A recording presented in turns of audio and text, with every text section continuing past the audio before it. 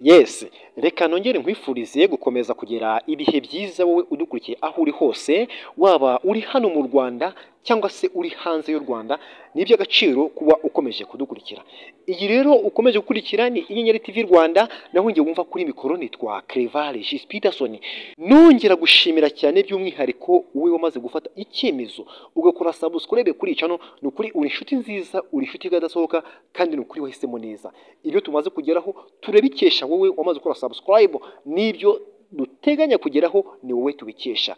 So rero munyemerere, hari inkuru mbonye isohotse ingezeho ntagomba kuba nakihererana.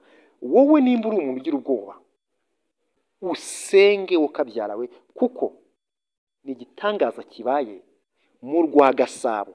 N'ubwa mbere ngiye inkuru nyumvishe, n'ubwa mbere ibi bintu mbyumvise, biteye ubwoba. Ariko icyo ngusaba ni ukugira umutima ukomeye wo kubasha kumva ibyo tuvuga biri muri iyi nkuru, ukanibuka ko hejuru ya byose hari Imana. Icyo cyo ukizirikane. Mu mudugudu wa Gasharu hari umugabo witwa Kagabo Elias. Uwo mugabo yaburanye n'umuryango we, abaturanyi baramubura, abantu bose baramushaka, bamuburira irengero mu gihe cyashize. Hari hashize imyaka igera kuri 12 uwitwa Elias yaraburiwe irengero. Abantu benshi bavugaga ko uwo Elias yaba yaravuye mu mubiri, ariko akaba yaraguye mu gaco k'amabandi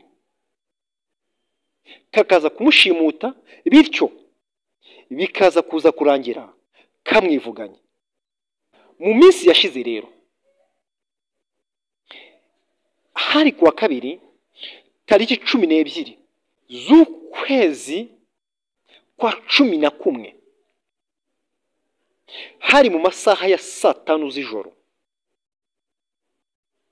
uwitwa Elias yaje kuza kugera mu rugo rwe yari asanzwe atuyemo. Abantu yakubitanye nabo ku ishuro ya mbere bari abanyerondo bashinzwe umutekano. Bamubonye baramuhagarika, baramubaza ngo Elias urimo urajya he? Elias arabareba, aho kugira ngo abasubize ahubwo araseka. Ibaze noneho ugiye gufata ikintu murakibona, ukigezeho ugifashe usanze ufashe ibyenda byonyine mu ntoki, umuntu gutumubura. Birakomeye nuko byagenze. Umuntu ushinzwe umutekano w'umunyerondo yaramufashe. Elias, so Elias. Undi araseka. Ako kanya agiye kubona asanga asigaranye imyenda mu ntoki, nabwo ishaje. Dukomeze tugende. Ibyo mvuze ni ibyabereye mu nzira ari hafi yo kugera ku rugo rwe. Ni true story. Noneho yakomeje kwicumagera mu rugo. Amaze kugera mu rugo, umuryango wose we waratangaye, ibyishimo biba byose, barishima sinakubwira, barasebura ngo babonye umuntu. Ariko bamureba bakabona afite ishusho nk'iya Elias, ariko atari Elias completely. Imana ikomeze turinde. Imana ikomeze turinde. Elias inkuru yigikomeza, umwe mu babyeyi be yarahamagajwe. Amaze guhamagarwa araza, aramaza se koko uri Elias? Unete ngende Elias. None se imyaka igera kuri 12 yose umaze utagaragara, wari uri hehe? Elias amubwira ngo narindi aho namwe mugiye kujya. Yarikanga. None se aho tugiye kujya ni hehe? Aravuga ngo ubu tuvugana amaze imyaka 10 imeze nk'umucakara, narindiho ntariho. Nari narafashwe njyanwa gukora akazi k'uburetwa, none ndaje kandi nubwo nje gutwara abandi bantu bandi babiri bantumye hano muri karitsiye, avuga amazina yabo bitari ngombwa ko dutangaza, yavuze amazina yabo. Akimara kuyavuga, itara ryo muri salo bari bicaye barirazimye. Iyi nkuru musengemo kabyaramwe twaraziwe. Iyi nkuru aho tugejeje ubu ngubu nimba iri kugufasha, mbabarira ukore subscribe. Wowe tugeze kuri umuntu tukiri kumwe, mbabarira ukore subscribe kuri channel. Aha niho honyine hagiye kujya haca inkuru z'ubwenge.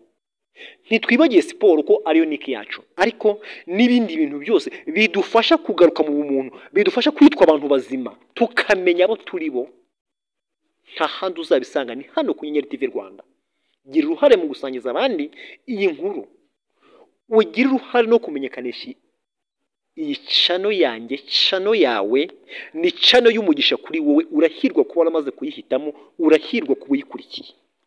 Ba bantu Elias yari amaze gutangaza ko bagiye kujya gukora nabo akazi k'ubucakara, bakagera mu kirenge cya Elias. Ubu tuvugana nabo bamaze kuburirwa irengero, bagenda kandi mu buryo budasobanutse, bavanywe mu nzu. Nta hantu na hamwe bigeze bahurira n'agatsiko k'amabandi twariho tuvuga kafashe Elias. None haribazwa Elias k'icyo gihe yamaze kuburirwa irengero nawe, kandi yari yamaze kugaragara. N'abo bantu bandi nabo yamaze gutangaza amazina yabo ko bagiye kugenda, bakaba bagiye batazi yo bagiye. Ese kuko haribazwa ni Elias koko?